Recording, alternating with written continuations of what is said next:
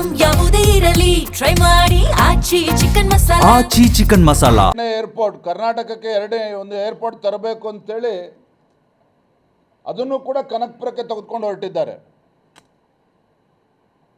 ನಾನು ಮಾನ್ಯ ಮುಖ್ಯಮಂತ್ರಿಗಳ ಪತ್ರವನ್ನು ಕೂಡ ಬರೀತಾ ಇದ್ದೇನೆ.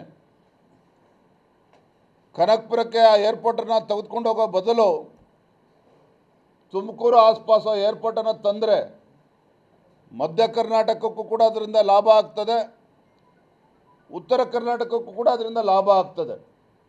ಕೈಗಾರಿಕೆಗಳು ಬರ್ತದೆ, ಯುವಕರಿಗೆ ಉದ್ಯೋಗ ಸಿಗ್ತದೆ, ಈ ಭಾಗದ ಜನರು ಕೂಡ ಅದು ಅನುಕೂಲ ಆಗ್ತದೆ. ಮತ್ತು ಸರ್ಕಾರಿ ಜಮೀನೇ ಯಥೇಚ್ಛವಾಗೋದಕ್ಕೆ ಏನು ಅವಶ್ಯಕತೆ ಇದೆ, ಜಮೀನು ಕೂಡ ರೆಡಿ ಇದೆ. ಇದನ್ನು ಬಿಟ್ಬಿಟ್ಟು ಮತ್ತೆ ಮುಖ್ಯಮಂತ್ರಿಗಳು ಕೇವಲ ತಮ್ಮ ರಿಯಲ್ ಎಸ್ಟೇಟ್ ದಂಧೆಗೋಸ್ಕರ ಏರ್ಪೋರ್ಟನ್ನು ಕನಕಪುರಕ್ಕೆ ತೆಗೆದುಕೊಂಡು ಹೋಗ್ತಕ್ಕಂಥದ್ದು ಅಕ್ಷಮ್ಯ ಅಪರಾಧ.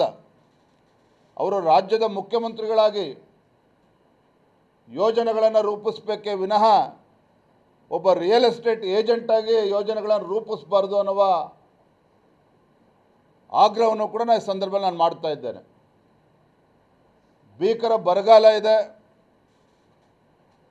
ಗದಗ ಜಿಲ್ಲೆ ಆದಿಯಾಗಿ ಬಹುತೇಕ ಎಲ್ಲ ಜಿಲ್ಲೆಗಳಲ್ಲಿ, ಮಲೆನಾಡಲ್ಲೂ ಕೂಡ ಇವತ್ತು ರೈತರು ಸಂಕಷ್ಟವನ್ನು ಎದುರಿಸ್ತಾ ಇದ್ದಾರೆ. ರಾಜ್ಯದ ಎಲ್ಲ ಜಿಲ್ಲೆಗಳಲ್ಲಿ ಏನು ಈ ಭಾಗದಲ್ಲಿ ವಿಶೇಷವಾಗಿ ಬಿತ್ತನೆ ಮಾಡಿದರೂ ಸಹ ಮೊಳಕೆ ಬರದೇ ರೈತರು ಕಂಗಾಲಾಗಿರುವಂಥದ್ದು.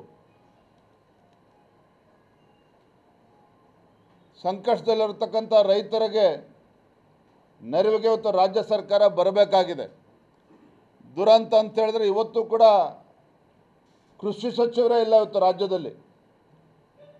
ಅಂದರೆ ಕೃಷಿ ಕ್ಷೇತ್ರ ಅಥವಾ ರೈತರು ಈ ರಾಜ್ಯ ಸರ್ಕಾರಕ್ಕೆ ಆದ್ಯತೆ ಇಲ್ಲ ಅನ್ನೋದಕ್ಕೆ ಇದೇ ಸ್ಪಷ್ಟವಾಗಿ ಗೊತ್ತಾಗ್ತದೆ. ಕೇವಲ ಬೆಂಗಳೂರಿನಲ್ಲಿ AC ರೂಮ್ನಲ್ಲಿ ಅಧಿಕಾರಿಗಳನ್ನು ಕೂರಿಸಿ ವರದಿ ತೆಗೆದುಕೊಂಡು ಪ್ರಧಾನಮಂತ್ರಿಗಳಿಗೆ ಪತ್ರ ಬರೆದ್ರೆ ಸಾಕಾಗೋದಿಲ್ಲ. ಮಾನ್ಯ ಮುಖ್ಯಮಂತ್ರಿಗಳೇ, ತಮ್ಮ ಸಚಿವರನ್ನು ಜಿಲ್ಲೆಗಳಿಗೆ ಕಳಿಸಿ ರೈತರ ಸಮಸ್ಯೆಗಳನ್ನು, ವಾಸ್ತವಿಕ ಸತ್ಯವನ್ನು ಅರ್ಥ ಮಾಡಿಕೊಂಡು ರಾಜ್ಯ ಸರ್ಕಾರ ಏನು ಪರಿಹಾರ ಕೊಡ್ತದೆ ಅದ್ರ ಬಗ್ಗೆ ಫಸ್ಟ್ ಆಲೋಚನೆ ಮಾಡಲಿ.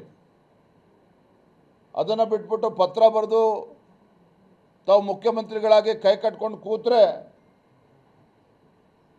ರೈತರ ಕಣ್ಣೀರನ್ನು ಒರೆಸದಂತೆ ಆಗೋದಿಲ್ಲ.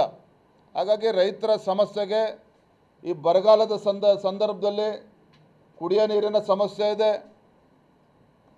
ಜಾನುವಾರುಗಳಿಗೆ ಇವತ್ತು ನೀರಿಲ್ಲ. ಇದೆಲ್ಲದ ಸಮಸ್ಯೆಯನ್ನು ಅರ್ಥ ಮಾಡಿಕೊಂಡು ತತ್ಕ್ಷಣ ಆಡಳಿತ ಯಂತ್ರವನ್ನು ಚುರುಕುಗೊಳಿಸುವಂಥ ಕೆಲಸ ಮಾಡಬೇಕು ಅನ್ನುವ ಆಗ್ರಹವನ್ನು ಕೂಡ ಈ ಸಂದರ್ಭದಲ್ಲಿ ಮಾಡ್ತಾ ಇದ್ದೇನೆ.